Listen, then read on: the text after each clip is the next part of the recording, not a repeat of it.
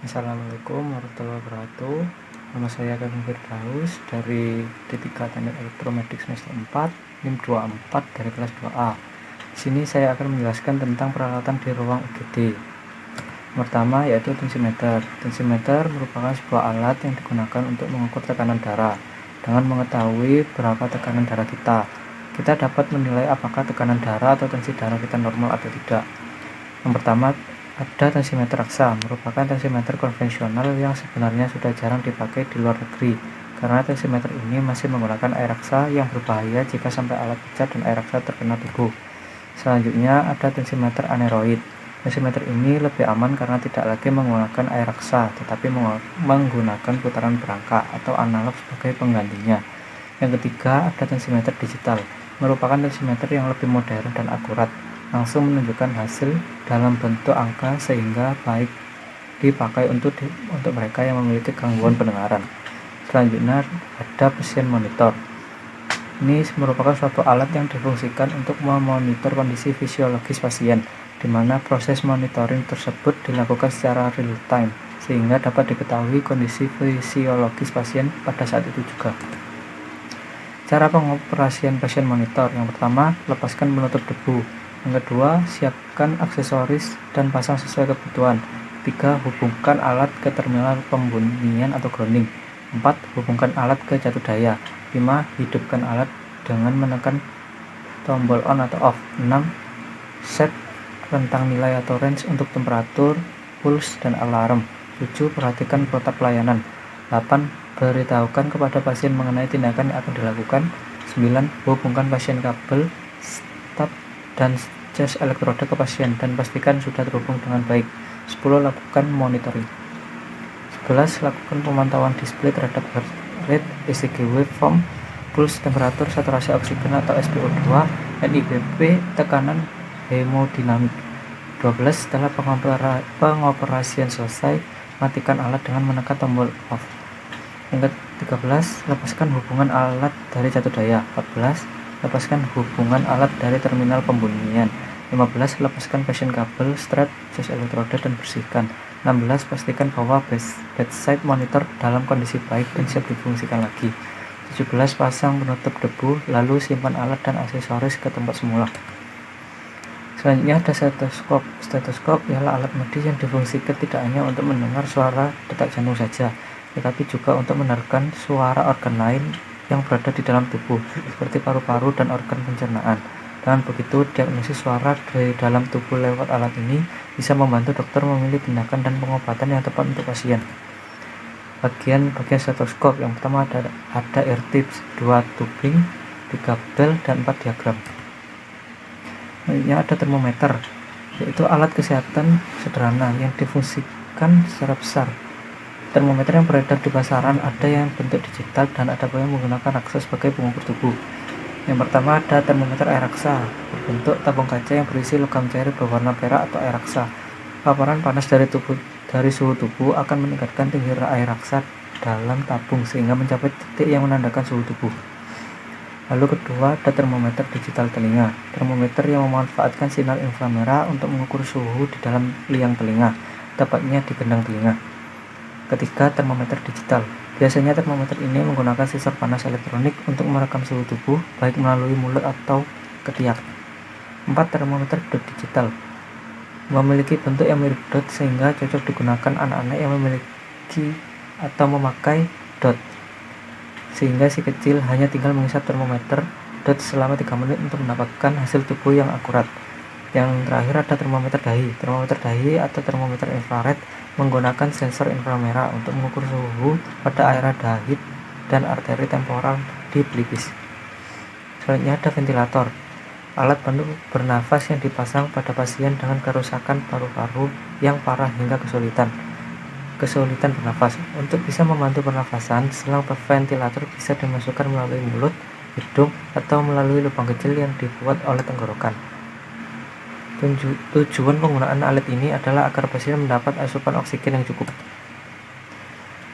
Cara pengoperasian ventilator: yang pertama, ventilator dipasang dengan menghubungkan mesin ke saluran pernafasan seseorang lewat selang ventilator. Yang kedua, selang ini dipasang melalui mulut. hidung atau lewat lubang yang dibuat di bagian depan leher pasien. Yang ketiga, setelah terpasang, alat ventilator akan memompa udara dan menyalurkan oksigen ke paru-paru. Yang keempat, pasokan oksigen dari mesin ini dapat membantu pasien secara bernafas secara optimal. 5. Pemasangan ventilator membutuhkan kemampuan khusus oleh tenaga medis berpengalaman. Yang kedua, ada EKG atau elektrokardiogram. Adalah pemeriksaan untuk mengukur dan merekam aktivitas listrik jantung. EKG umumnya dilakukan untuk memeriksa kondisi jantung dan menilai efektivitas pengobatan penyakit jantung. Elektrokardiogram dilakukan menggunakan mesin pendeteksi impuls listrik jantung yang disebut elektrokardiograf. Dengan alat tersebut, impuls atau aktivitas listrik jantung akan terpantau dan tampak berupa grafik yang ditampilkan di layar monitor. Yang terakhir, selanjutnya ada X-ray mobile, jenis pesawat X-ray yang mampu bergerak dan mudah dipindahkan kemana-mana karena memiliki roda dan tiang tabung yang dapat dilipat sehingga memungkinkan untuk dimasukkan ke dalam elevator untuk dipindahkan. Bagian X-ray mobile yang pertama ada tabung sinar X, lalu ada kolimator, lalu lengan penopang, 4 hand switch, 5 panel kontrol, 6 pegangan kemudi, 7 box kaset, dan 8 generator tegangan tinggi. Selanjutnya ada defibrilator, sebuah alat medis yang dapat menganalisis irama jantung secara otomatis dan memberikan kejutan listrik untuk mengembalikan irama jantung jika dibutuhkan. Alat ini berfungsi untuk menolong orang yang mengalami henti jantung. Sebagian besar kasus henti jantung pada orang yang memiliki masalah jantung. Orang yang memiliki henti jantung harus segera mendapatkan pertolongan sesegera mungkin agar mampu bertahan hidup. Cara pengoperasiannya, yang pertama, siapkan defibrilator yang terhubung dengan stop kontak listrik. 2. Hubungkan 3 elektroda dengan kabel elektroda. 3. Nyalakan defibrilator dengan menekan tombol on. 4. Tentukan energi yang diperlukan dengan cara memutar tombol pengatur energi. Yang kelima, pedal diberi jeli secukupnya. 6. Letakkan pedal dengan posisi pedal apex diletakkan pada apex jantung dan pedal sternum diletakkan pada garis sternal kanan di bawah clavellum kanan. 7. Charge energi sampai terisi penuh. 8. Bila energi sudah penuh, beri apa-apa defibrilasi siap agar tidak ada anggota tim yang masih kontak dengan pasien. 9. Kaji ulang gambaran ECG pada layar monitor. Tekan tombol discharge pada kedua pedal sambil menekan kedua pedal. 10. Kaji ulang gambaran ECG pada layar monitor. Perlukan defibrilasi ulang. 11. Bila sudah selesai, tekan tombol. Bila sudah selesai, digunakan dengan tombol off. Bersihkan pedal dari sisa jeli dan simpan pada tempatnya. Lepaskan kabel dari stop kontak listrik. Yang 12. Bereskan dan bersihkan kembali alat dan simpan pada tempatnya.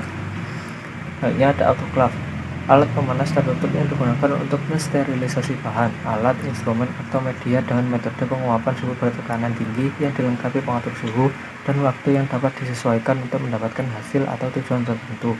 Prinsip kerjanya yaitu sangatlah sederhana, yakni mengubah energi listrik menjadi energi panas. Energi panas disalurkan ke air menjadi mendidih dan menghasilkan uap. Uap air berkumpul dan meningkatkan tekanan. Udara terdorong keluar dan suhu terus meningkat dan dikontrol sesuai kebutuhan. Panas dari uap air yang mendidih dan tekanan tinggi akan dikontrol pada rentan waktu tertentu sehingga bisa membunuh mikroba pada suhu 100 hingga 134 derajat Celcius. Jenis autoclave yang pertama ada autoclave analog. Tipe ini biasanya menggunakan potensiometer untuk mengatur suhu ataupun waktu. Jenis autoclave ini masih banyak yang berupa panci autoclave dengan skrup pengaman untuk pengencang tutup autoclave. Lalu ada autoclave digital. Jenis ini menggunakan operasional yang mudah karena sudah dilengkapi dengan panel digital untuk controller, baik controller suhu, tekanan, waktu maupun informasi cycle. Display informasi proses juga tersaji dengan apik pada LCD monitor. Lalu ada infus pump, alat medis atau alat kesehatan yang berfungsi untuk membantu proses penginfusan atau memasukkan cairan ke dalam tubuh pasien dengan pengaturan waktu serta jumlah tertentu. Karena alat ini bekerja pada selang infus, bertindak sebagai pengatur jumlah tetesan sesuai dengan keinginan yang kita inginkan pada sistem kontrol mikrokomputer elektronik. Cara pengoperasiannya yaitu yang pertama, tempatkan alat pada ruang tindakan. 2. Lepaskan penutup debu. 3. Pasang cairan infus dan hubungkan ke alat. 4. Pasang infus set 5. Hubungkan alat dengan jatuh daya. 6. Hidupkan alat dengan menekan atau memutar tombol on off ke posisi on. 7. Cek fungsi alarm. 8. Lakukan pemanasan secukupnya. 9. Perhatikan protap pelayanan. 10. Beritahukan kepada pasien mengenai tindakan yang akan dilakukan.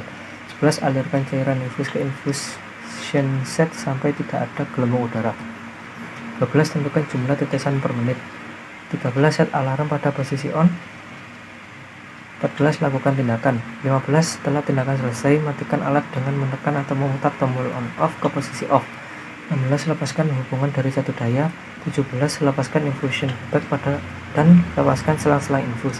Pastikan bahwa infusion pump dalam kondisi baik dan dapat difungsikan pada pemakaian berikut.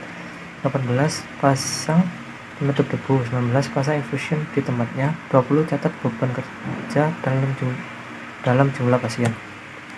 Selanjutnya ada syringe pump. Salah satu jenis peralatan medis atau alat kesehatan yang digunakan untuk mengatur proses penyuntikan masuknya cairan obat ke dalam tubuh pasien dengan kuantitas dan waktu tertentu. Bagian syringe pump yang pertama ada display, digunakan untuk menampilkan berbagai macam pengaturan agar bisa dilakukan dengan lebih mudah. 2. Power supply, membuat rangkaian dalam alat tersebut dapat bekerja. 3. Panel operasi, panel yang digunakan untuk mengatur syringe pump seperti waktu atau on off. 4. Syringe clamp, untuk alat suntik agar tidak dapat bergerak ke sana kemari pada saat proses penyuntikan berlangsung. 5. Finger grip, semacam sistem penjepit bagian belakang syringe untuk mempermudah penempatan posisi syringe. 6. Lampu indikator, lampu indikator yang akan menyala jika terjadi kegagalan sistem atau mengikuti perintah yang terjadi ketika kesalahan terhadap sistem. Itu saja dari penjelasan saya, kurang lebihnya mohon maaf. Wassalamualaikum warahmatullahi wabarakatuh.